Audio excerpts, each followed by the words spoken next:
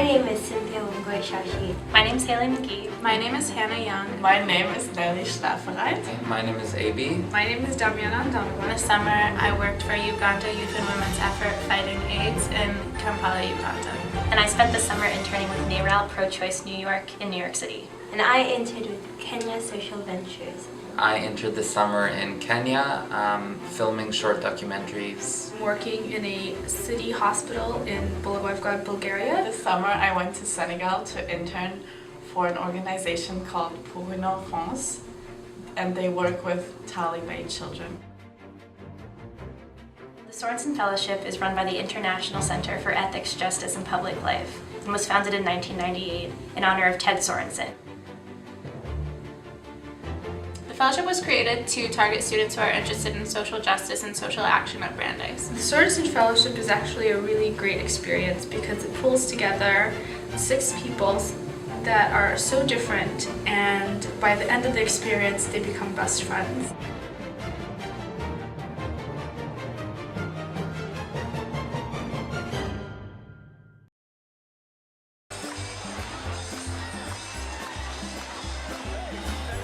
We hear about the fellowship in a bunch of different ways. Some of us hear it through friends by word of mouth.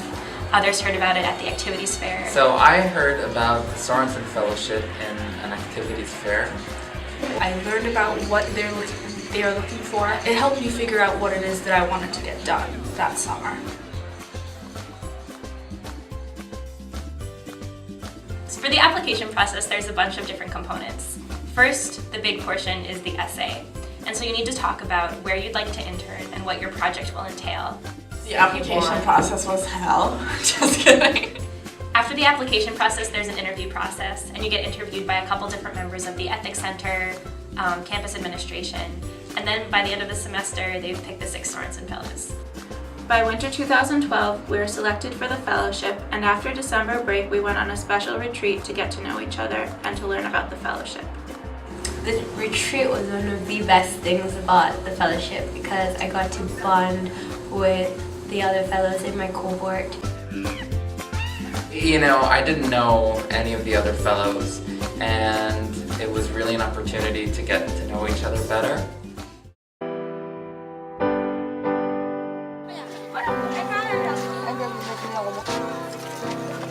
So every morning I would wake up at around 8 and we would prepare breakfast for the Taliban children that were coming to our center, and then we would do activities with them.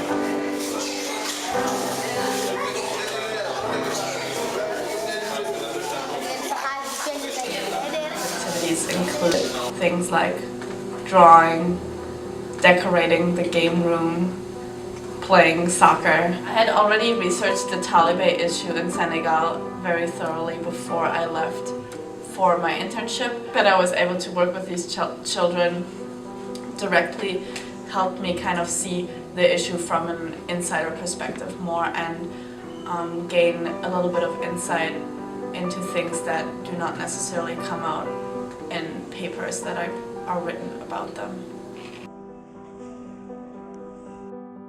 My internship was not what I expected.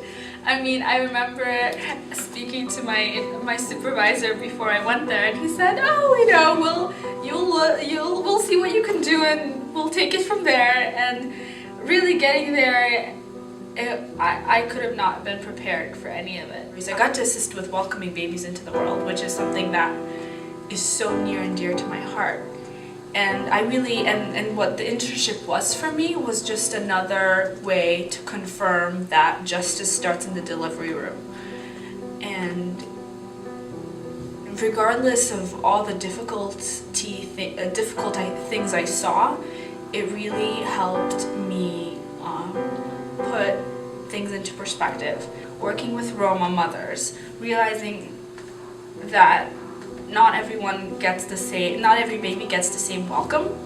Seeing that and being very frustrated about it made me realize that I want to make sure that every baby gets an equal welcome and gets the welcome that they deserve. For my internship, I was in a small a town called Kazo, right outside of Kampala, Uganda. And the organization was UEFA, Uganda Youth and Women's Effort Fighting AIDS. God first in school, where education is shared.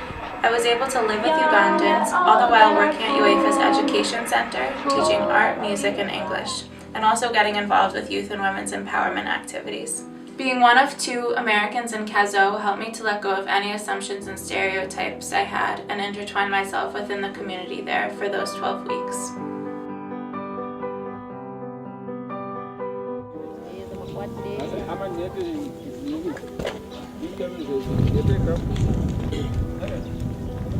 I entered the summer in Kenya, filming short documentaries, clips, and making a website for the Kenyan Alliance of Street Vendors and Informal Traders. This organization deals with advocacy, and I had to figure out what street vendors wanted to say and why they needed to advocate for their rights. And then I had to understand what my role was in that and how I was going to use film to advocate for the rights of street vendors. What I ended up doing is working with specific individuals in the large Kenyan cities, recording, following their life, and then I invited them to a studio where they narrated their story in first person, told about who they were, what they stood for, what their values were, and what they were fighting for, to create short videos that will, through these specific individuals, tell a broader story about what it means to be a street vendor in Kenya and what this specific union is fighting for in fighting for the street vendors. Throughout the summer, we were all emailing each other, like updating each other about our internships, sending these super long emails.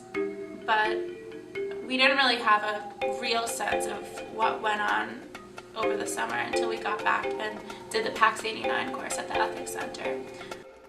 The course is kind of intense. We do a lot of readings, sort of trying to expose ourselves to different writing styles, whether it's like ethnographies, autobiographies. The writing course was a way for all of us, I think, to kind of come back after our internship and to put some of the ideas or issues that we encountered during the summer on paper. We learned how to sort through all our memories from the summer. Some were fun and happy, and others were really difficult. All right, just At the end of the course, we developed this anthology, bringing our journey to a conclusion. Parallel paths, journeys, explorations, and reflections.